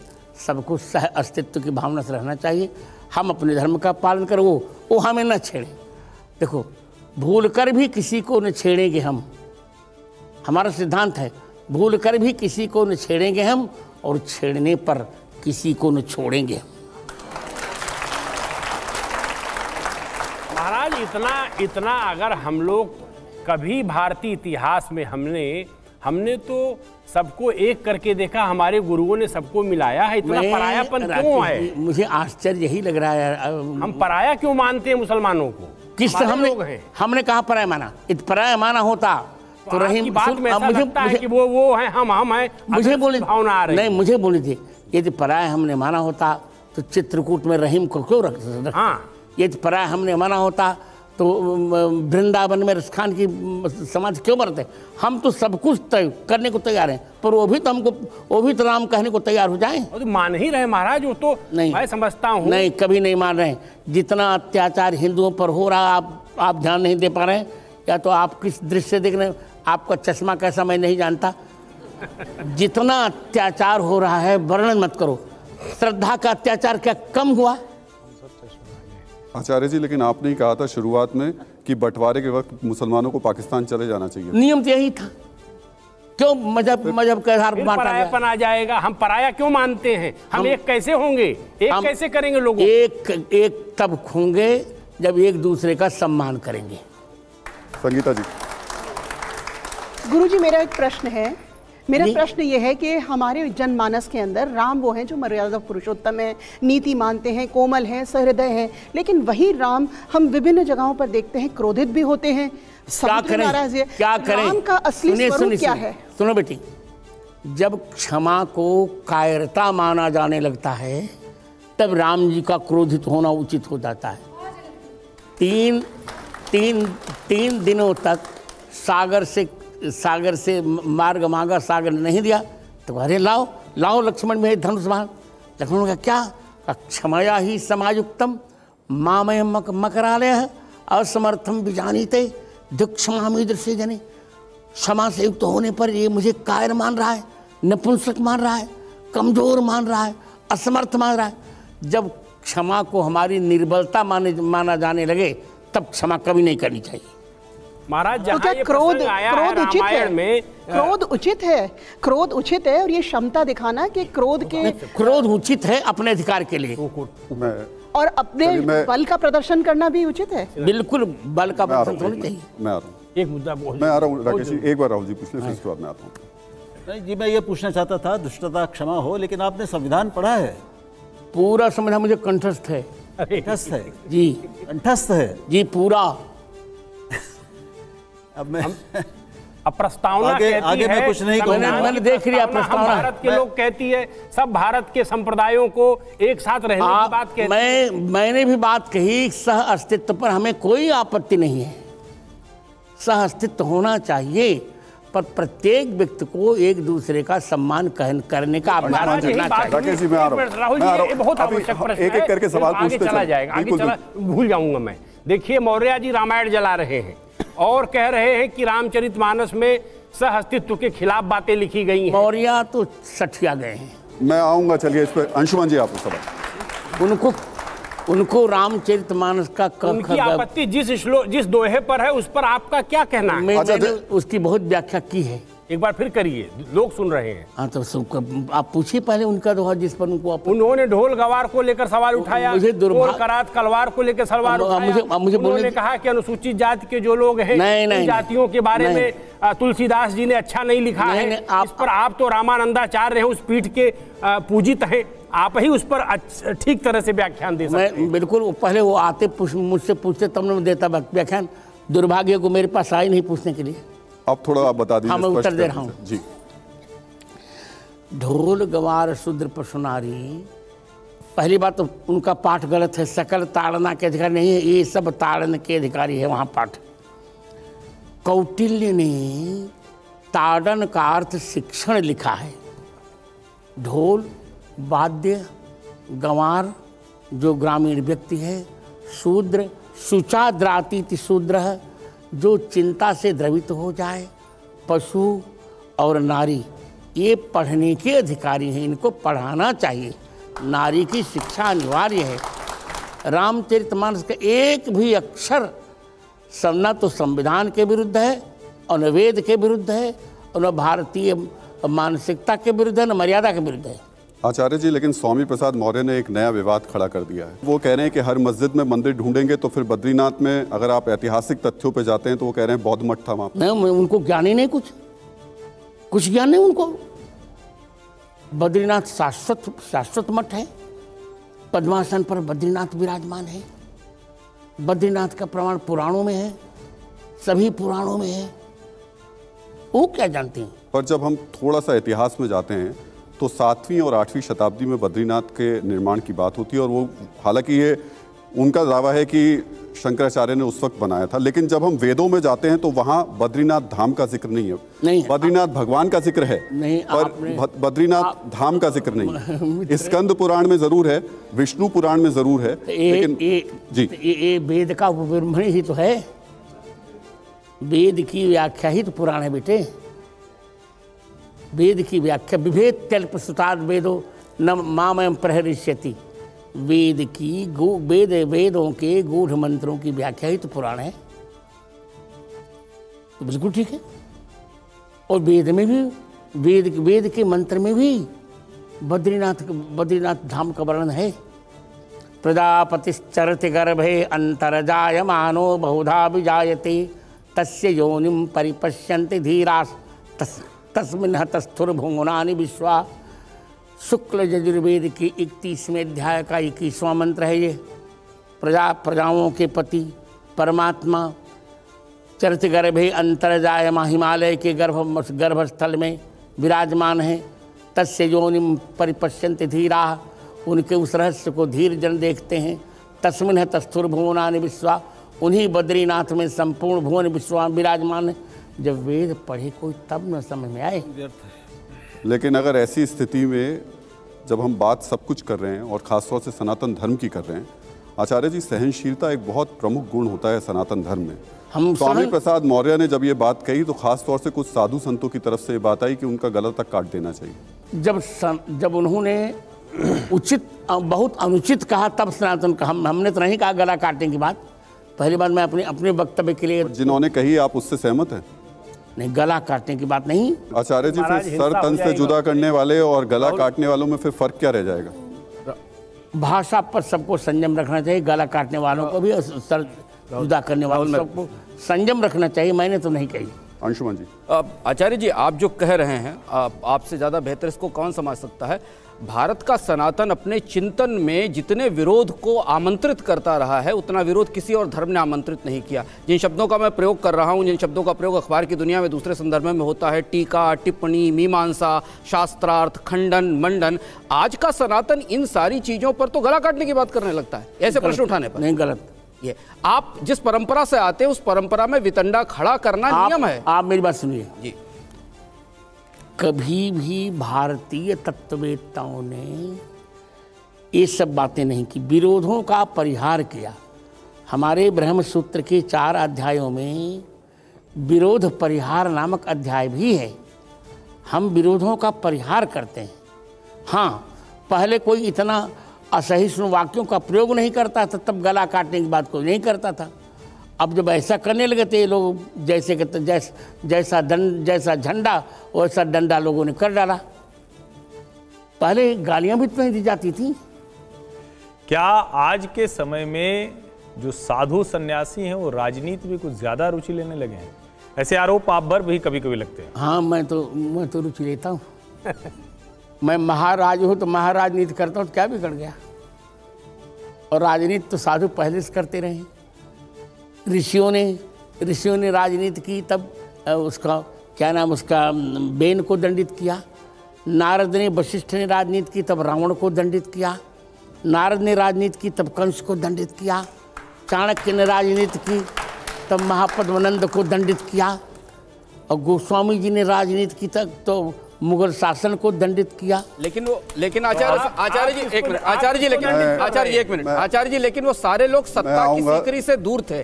आज का संत सत्ता की सीकरी में बैठ रहा है। नहीं, सत्ता की सीकरी में संत को नहीं बैठना चाहिए, ये तो मैं कहूंगा। आप दंडित किसी को करने वाले मैं आऊंगा इस बात पे, लेकिन इस सब के आप दंडित किसी को करने वाले हैं कि नहीं? जो हिंदुत्व, मैं 3 लोगों को दंडित करने का मन बना रहा हूँ। हिंदुत्व विरोधियों को, राम विरोधियों को, राष्ट्र विरोधियों को। तो इसमें मैं आऊंगा उसमें, राकेश जी मैं आऊंगा, लेकिन आचार्य जी मैं आऊंगा, देखिए राजनीति पे आऊंगा, मैं आऊंगा, लेकिन उस सब के बीच में एक और महत्वपूर्ण मुद्दा इस वक्त देश में है, और वो ये कि हमारे देश में खासतौर से सनातन धर्म में स्त्रियों को देवी का स्थान दिया जाता है। लेकिन कुछ वक्त पहले मणिपुर से एक वीडियो आया और वो बहुत ही देश को दुर्भाग्यपूर्ण था। मैं अभी भी कह रहा हूँ, बहुत दुर्भाग्यपूर्ण। और मैं तो कह रहा हूँ, उस पर आप कह रहे हैं लव जिहाद पर आप क्यों नहीं कहना चाहते? क्यों हिंदू कन्याओं को फंसा करके उनकी हत्या की जा रही है, इस पर क्यों नहीं करना चाहते आप? इस पर आप लोगों ने क्यों नहीं उठाया? मणिपुर वाले पर तो उठाया, इस पर क्यों नहीं उठाया? श्रद्धा के जब 35 टुकड़े कर दिए तब संसद ने क्यों नहीं चिल्लाया? मेरे प्रश्न का उत्तर क्यों नहीं दे रहे आप? दीजिए उत्तर ना, मैं सुनूं उत्तर। आचार्य जी बिल्कुल दूंगा मैं, क्योंकि श्रद्धा की घटना से अगर हम मणिपुर की घटना की तुलना करके क्या हम उस घटना को एक किनारे कर सकते? नहीं, गलत है, वो भी गलत है, बहुत गलत है। पर ये भी गलत है कि नहीं, पहले बताइए। गलत है, उसका जिक्र भी किया गया। आप जिन बात को उठा रहे हैं उस बात को मीडिया ने बहुत अच्छे से उठाया भी। मीडिया पर संसद में उठाया क्या? नहीं उठाया। चलिए, कुछ सांसदों ने भी किया। राहुल जी। साहब जी, मुझे ईमानदारी से ये कहना पड़ेगा कि मैं काफ़ी निराश हूँ, लेकिन आप निराश मत होइए। नहीं, उसका कोई आपके लिए कोई अर्थ नहीं है, लेकिन मैं केवल अपनी भावना व्यक्त कर रहा था। आप निराश मत होइए, डोंट बी होपलेस, सब कुछ ठीक होगा। मैं आपने बीच में एक बात कही कि आप चमत्कारों से के खिलाफ हैं, उनके विरोधी हैं। मैं चमत्कारों पर विश्वास नहीं करता। विश्वास नहीं करते, लेकिन आपके जो परम प्रिय शिष्य हैं वो तो केवल चमत्कार दिखाकर ही लोगों को आकृष्ट कर रहे हैं। अच्छा लड़का है, चमत्कार। उनकी विद्या का कोई प्रदर्शन नहीं हुआ आज तक। कितने वो शास्त्रज्ञ हैं ये कभी सामने नहीं आया। वो शायद 10 श्लोक भी कठिन हो जाएगा। अरे नहीं, लेकिन वो तो सिर्फ शुद्ध चमत्कार कर रहे हैं। ठीक है, अच्छा है, वो भी पक्ष अच्छा, पर धर्म के विरुद्ध कुछ नहीं कर रहे हैं ना। धर्म के उनके पास चमत्कार के अलावा कौन सा गुण है, बताइए। उनके पास गुरु भक्ति है, मेरे पर उनकी भक्ति है। देखो कितनी बड़ी भक्ति है उन पर। आचार्य निष्ठा उनके पास है। अब चूंकि वो उनके आचार्य आप हैं, वो आपके शिष्य हैं, तो ये तो परस्पर प्रशंसा वाली बात हो गई। मैं प्रशंसा नहीं कर रहा हूँ, मैं असत्य नहीं बोलता। मैं बात तो वही हुई ना। नहीं, ऐसा नहीं। लेकिन आपके उस सुनिए मेरी बात सुनिए। वो जिस तरह की बातें कर रहे हैं, वो जितनी हल्की बातें करते हैं, वो कई बार विदूषक की तरह व्यवहार करते हैं। आपको दिखता है, देख रहे हैं आप उसको? क्या बालको वर्तते, बालको वर्तते, ठीक है। उसको लोग उनको बाबा की तरह लोग पूछने लगे। बाबा नहीं, वो बालक है भाई। क्या वो अधिकारी है इस पद का? अच्छा कर रहे हैं, सब ठीक है। आचार्य जी, राहुल जी का कहने का मतलब ये है कि क्या आप आचार्य धीरेन्द्र शास्त्री के जो चमत्कार हैं उनको मानते हैं? अब वो चमत्कारों को मैं नहीं मानता, मैं तो प्रतिभा का उपासक हूँ। वो जो पर्चा निकालते हैं, पर्चा लिख करके बता देते हैं, आप मानते हैं कि वो सब सही भी होता होगा? वो कला है या चमत्कार है, क्या है? वो तो जाने, मैं कुछ नहीं। आप तो गुरु हैं उनके। इसके लिए इसका गुरु नहीं हूँ मैं, राम मंत्र की दीक्षा का उनका गुरु हूँ बस।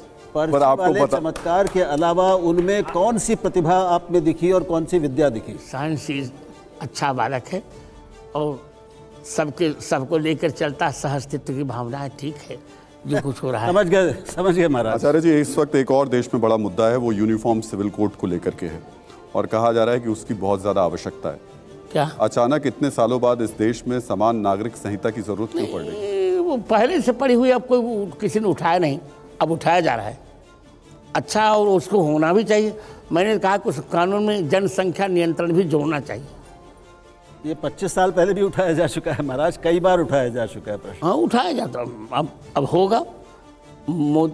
देखिए, बहुत सी बातें हो गई जो अप्रत्याशित थी। 370 की हमने कल्पना नहीं की। सही बताइए, इसमें हम बैठे हैं, हमने 370 हटाया, 35 से हटाया, ट्रिपल तलाक हटाया और राम जन्मभूमि ले आए, तो सब कुछ। अब तो विकसित भारत हो रहा है ना हमारा।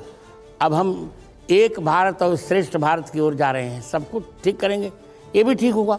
कुछ दिन में हम गोवध भी बंद करवाएंगे, कुछ दिन में हम रामचरितमानस को राष्ट्र ग्रंथ भी घोषित कराएंगे।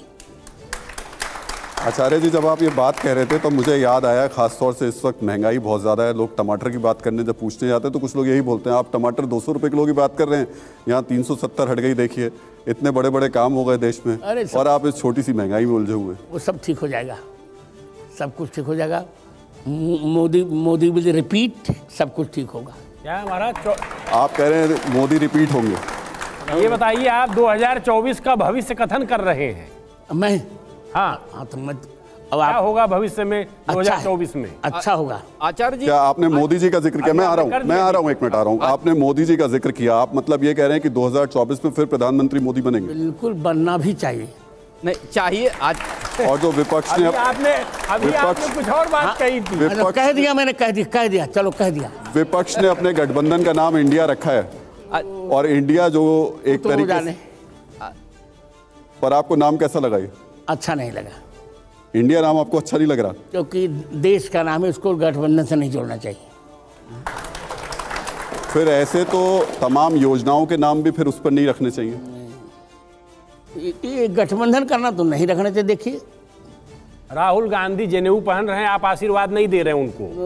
प्रियंका गांधी को आशीर्वाद नहीं दे रहे हैं। वो मैं बहुत कुंडली मुझसे मत करवाइए, सब ठीक ठाक है। मोदी जी को आशीर्वाद दे रहे हैं, यहाँ आशीर्वाद नहीं दे रहे हैं। राकेश जी, मैं कर रहा हूं। संगीता जी, आपके मोदी जी मेरे मित्र हैं, मित्र पर तो प्रेम करने चाहिए। संगीता जी, गुरुजी, इतना वैमनस्य, इतना झगड़ा, क्या परिणति है इस? परिणति अच्छी होगी, सब कुछ ठीक हो जाएगा। आप धैर्य रखिए, सब कुछ ठीक हो जाएगा। लेकिन शांत तो कोई हो नहीं रहा है ना। हर पक्ष अपनी बात पे अडिग है, तो इसमें टकराव और झगड़ा ज्यादा ही बढ़ेगा। आगे क्या? संगीता जी, मेरी बात सुनिए। यदि मैं प्रश्न से डर नहीं रहा हूँ और कथा को भी कहेगा, फिर भी मैं डरना और मुस्कुरा कर उत्तर दूंगा। देखिए, मेरा कहना यह है कि समय की प्रतीक्षा करनी चाहिए, सब कुछ ठीक होगा। भारत भगवान का है और इसका भविष्य भगवान के ऊपर निर्धारित है, भगवान इसके उत्तरदायी हैं। सब कुछ भारत में मंगल होगा। भारत देखिए, अर्थव्यवस्था में बहुत अच्छा हो गया। व्हाइट हाउस में कभी भी दुर्गा सप्तशती की गूंज नहीं होती थी, अब होने लगी। और पूरे विश्व, अभी मैंने फिजी जाके आया और सिंगापुर, पूरे विश्व में अब रामत्व बुलंदी पर आ रहा है, भारतीयता का सम्मान हो रहा है पूरे विश्व में। अब सब लोग हम लोगों को एक अच्छी दृष्टि से देखने लगे। मोदी के नेतृत्व को लोग सराहने लगे, यहाँ तक कि ऑस्ट्रेलिया के प्रधानमंत्री ने उन्हें वास कह डाला। अब क्या चाहिए आपको? हमको तो प्राउड करना चाहिए। महाराज, आपको सुनकर लग रहा है कि भाजपा का प्रवक्ता बोल रहा है, कोई सरकार का प्रवक्ता। ऐसा ये धर्माचार्य के लिए उचित है? नहीं, धर्माचार्य जो उचित हो वही धर्माचार्य शब्द बोलते हैं। आप मुझे बोलने दीजिए, जो कुछ उचित हो वही धर्माचार्य को बोलना चाहिए, चाहे वो किसी का भी हो। क्या वेदव्यास पांडवों के प्रवक्ता थे? पर पांडवों का धर्म था तो धर्म का साथ दे दिया। उस वक्त लोकतंत्र नहीं हुआ करता था महाराज जी। सब लोकतंत्र था। जो नीति कछु भाखो भाई तुम बर जो भय बिसराई। देश संविधान से नहीं चलता था उस वक्त, आजकल संविधान से चल रहा है। संविधान से चलता था। मनुस्मृति आपने पढ़ा, मनुस्मृति का संविधान था भारत में उसमें भी। जिस विषय पर हम लोग चल रहे हैं, आपने कहा कि भारत में बहुत संपन्नता हो रही है, भारत बहुत आगे जा रहा है। यही सब देखकर आपको लग रहा है कि सीमा हैदर पाकिस्तान से यहाँ भारत चली आई, उसको लग रहा है बहुत अच्छी स्थिति बन गई है? नहीं, डर लग रहा है। आपको पता है सीमा हैदर के बारे में? सब मुझे पता रहता है। क्या जानकारी है आपके पास में? अब क्या जानकारी, क्या बस ठीक है, जो कुछ हो रहा है ठीक हो रहा है, जानकारी तो ही है। पर यहाँ से एक और लड़की अंजू नाम की, वो पाकिस्तान चली गई। सीमा यहाँ आई है, अंजू वहाँ चली गई और वहाँ उसको खूब पैसा दिया जा रहा है, तोहफे दिए जा रहे हैं, ज़मीनें दी जा रही हैं, फ्लैट दिए जा रहे हैं। यूँ होना ऐसा नहीं चाहिए।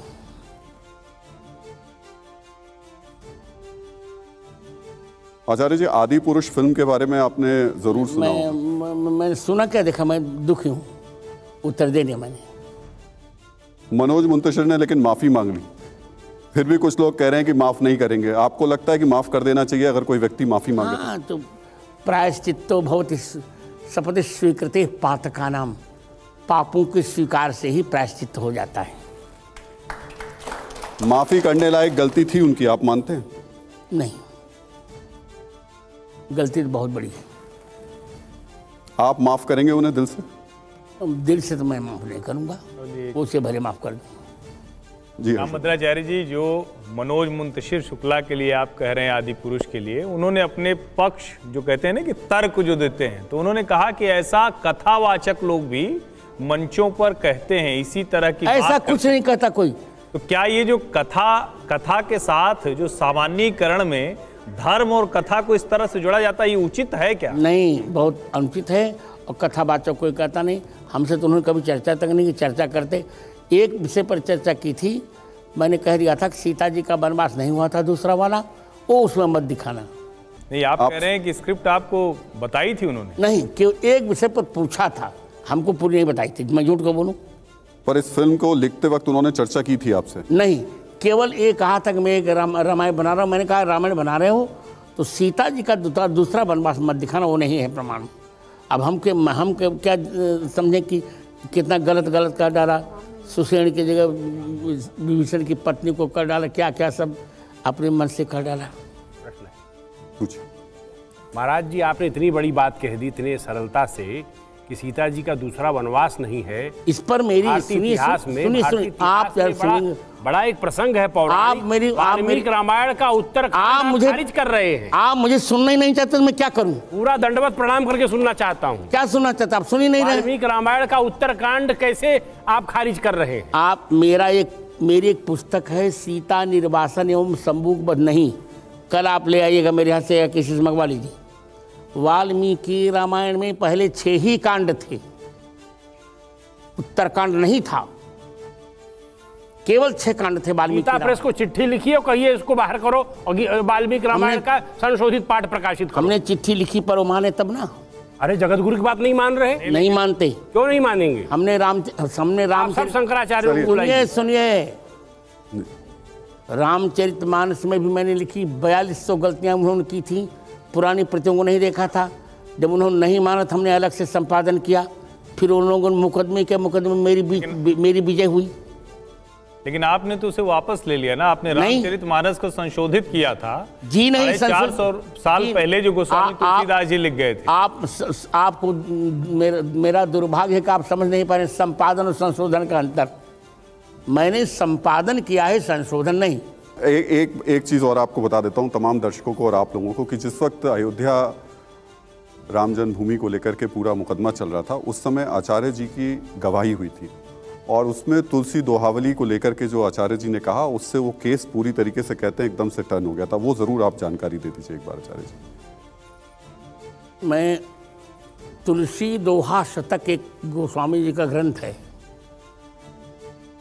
उसमें उन्होंने स्पष्ट लिखा है,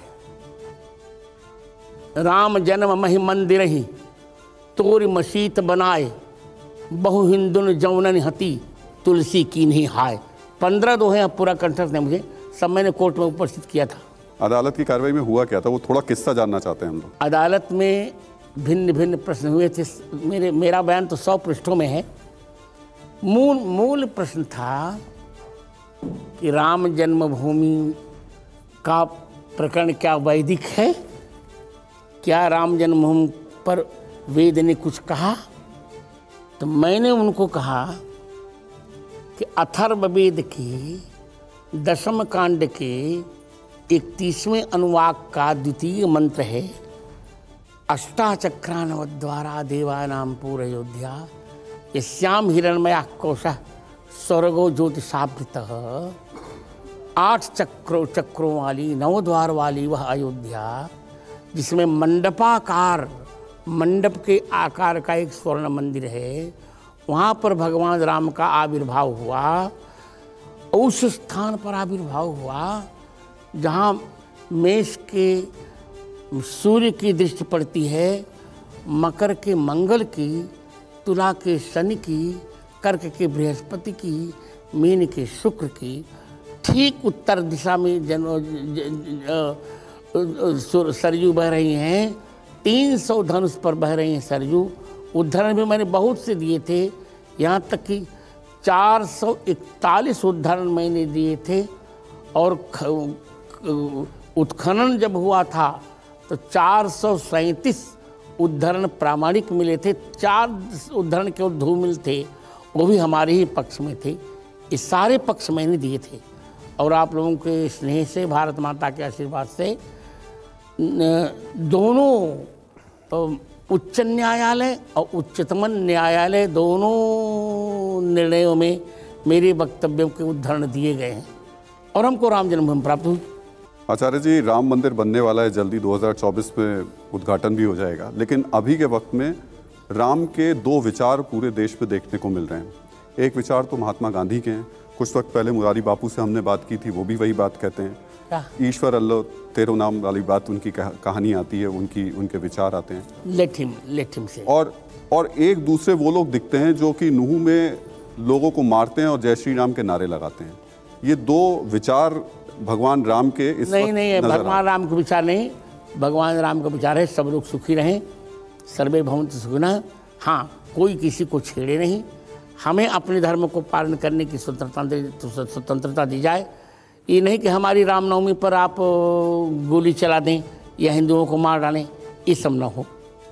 भगवान राम को लेकर जो महात्मा गांधी के विचार थे, आप उससे सहमत हैं? मैं वाल्मीकि के विचार से सहमत हूँ।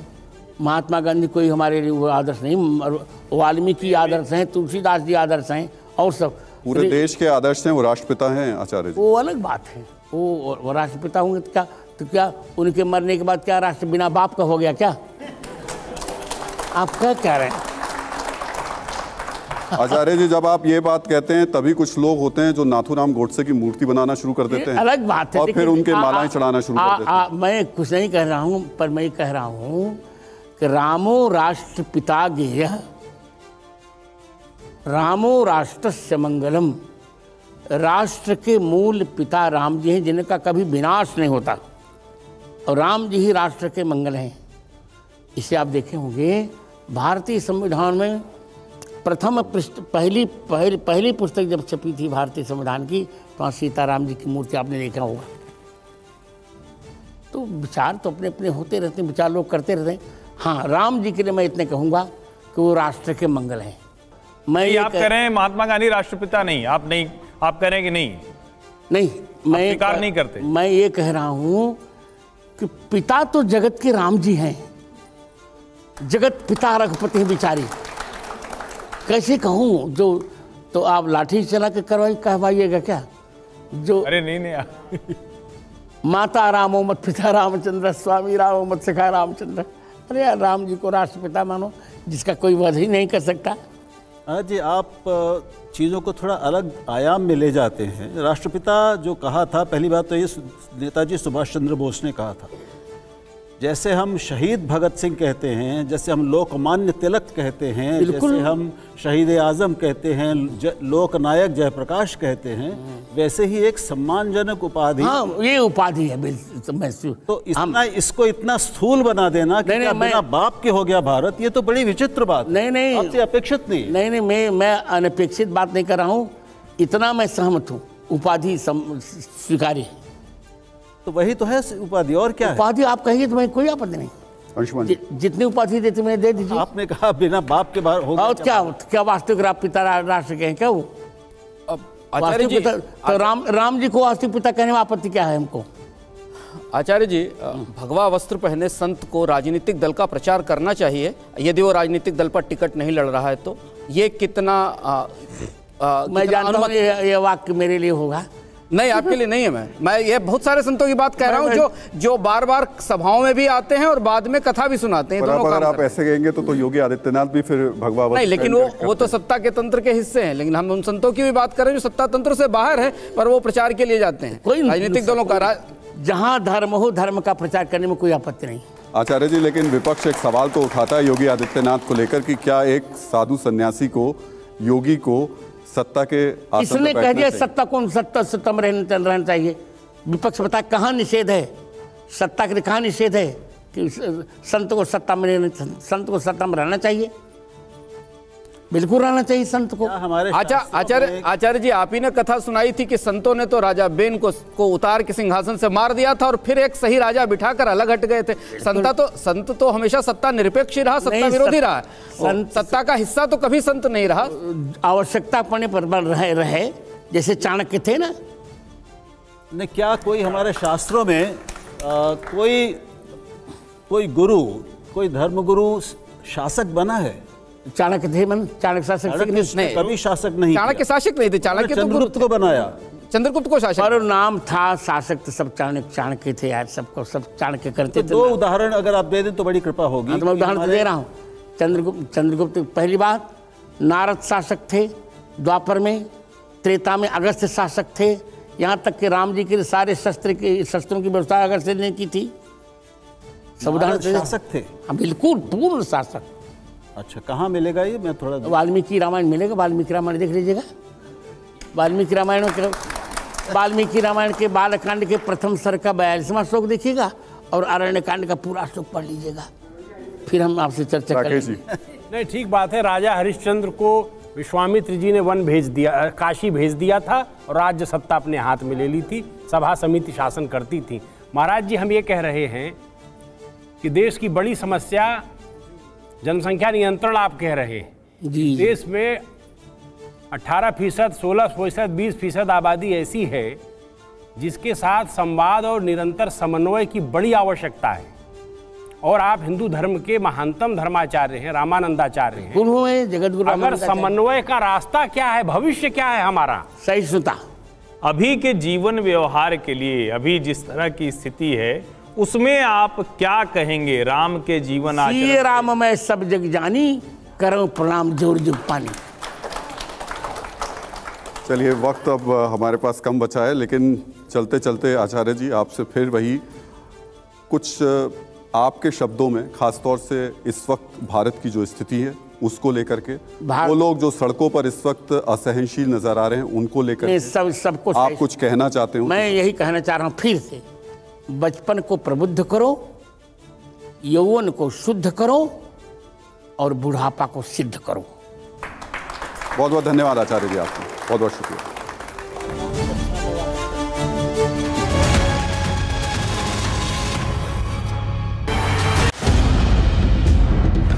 जोरदार तालियों से स्वागत कीजिए तुलसी पीठाधीश्वर जगत गुरु राम भद्राचार्य जी का। ज्ञानवापी, उसके बाद मथुरा, उसके बाद किसी को ताजमहल नजर आता है। ज्ञानवापी तो हमारा जन्म सिद्ध अधिकार भी है, कर्म सिद्ध अधिकार भी है और धर्म सिद्ध अधिकार भी है ज्ञानवापी। मतलब आप कह रहे हैं कि इसके बाद मथुरा का नंबर आने वाला है? निश्चित तो तय हो चुका। स्वामी प्रसाद मौर्य ने एक नया विवाद खड़ा कर दिया और यहाँ तो सठिया गए। विपक्ष ने अपने गठबंधन का नाम इंडिया रखा है, को नाम कैसा लगा? अच्छा नहीं लगा। मनोज मुंतशिर ने लेकिन माफी मांग ली, फिर भी कुछ लोग कह रहे हैं कि माफ नहीं करेंगे। आपको लगता है कि माफ कर देना चाहिए? नहीं, गलती तो बहुत बड़ी। क्या आप आचार्य धीरेन्द्र शास्त्री के जो चमत्कार हैं उनको मानते हैं? चमत्कारों को मैं नहीं मानता, मैं तो प्रतिभा का उपासक हूँ। भगवान राम को लेकर जो महात्मा गांधी के विचार थे, आप उससे सहमत हैं? महात्मा गांधी कोई हमारे लिए वो आदर्श नहीं, वाल्मीकि आदर्श हैं, तुलसीदास जी आदर्श हैं। पूरे देश के आदर्श हैं, वो राष्ट्रपिता हैं आचार्य। वो राष्ट्रपिता होंगे तो क्या उनके मरने के बाद क्या राष्ट्र बिना बाप का हो गया क्या? मथुरा तो आ जाएगा, लेकिन मस्जिदें कहाँ जाएंगी फिर? चाहे चाहे चली जाए, वो तो वो जाने।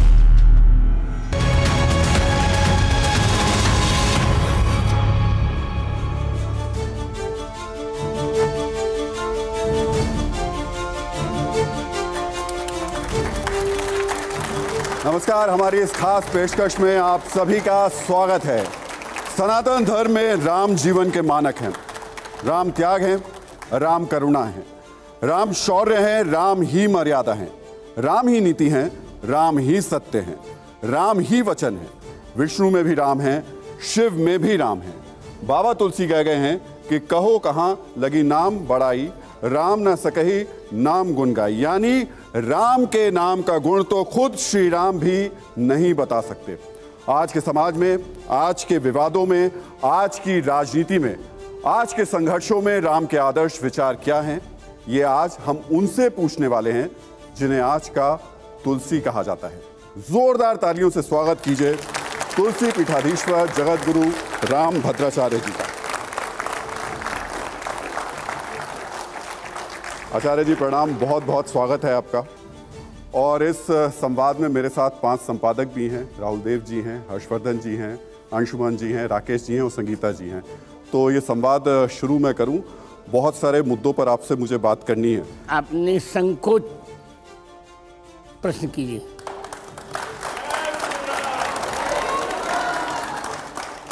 तो निश्चित तौर पर शुरुआत तो हमें भगवान राम के नाम से ही करनी चाहिए। और तुलसीदास जी कहते हैं कि भगवान राम वो हैं जिनके गुणों को राम खुद नहीं बता सकते हैं। लेकिन आपने भगवान राम के गुणों को 2 प्रकार से बताया, स्वभाव और प्रभाव। थोड़ा इसको विस्तार से बताइए। राम शब्द ही 2 अक्षरों का है।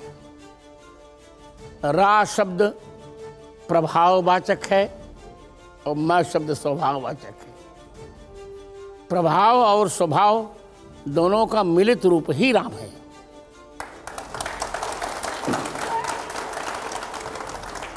आचार्य जी, राम और रावण जब हम इन दो शब्दों को जोड़ते हैं या आमने सामने रखते हैं, रावण जिसके अंदर इच्छाएं ही इच्छाएं भरी हुई हैं और राम जो उससे परे हैं।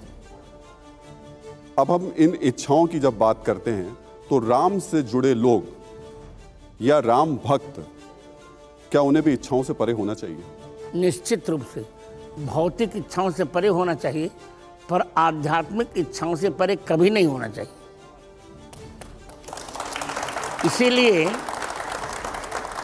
इसीलिए रामचरितमानस जी के बालकांड के दोहा क्रमांक 193 में गोस्वामी जी ने कहा, निज इच्छा निर्मित तनु माया गुण गोपाल। आपने बहुत अच्छी बात कही कि भौतिक नहीं होना चाहिए, आध्यात्मिक होना चाहिए इच्छाओं को। लेकिन आज के वक्त में भौतिक ही भौतिक दिखाई दे रहा है। राम के नाम पर सियासत हो रही है, राम के नाम पर हिंदू राष्ट्र की बात हो रही है, ऐसा राम के नाम पे लड़ाई हो रही है। ऐसा है, जो श्री राम को नहीं जानते हुए ऐसा कर रहे हैं,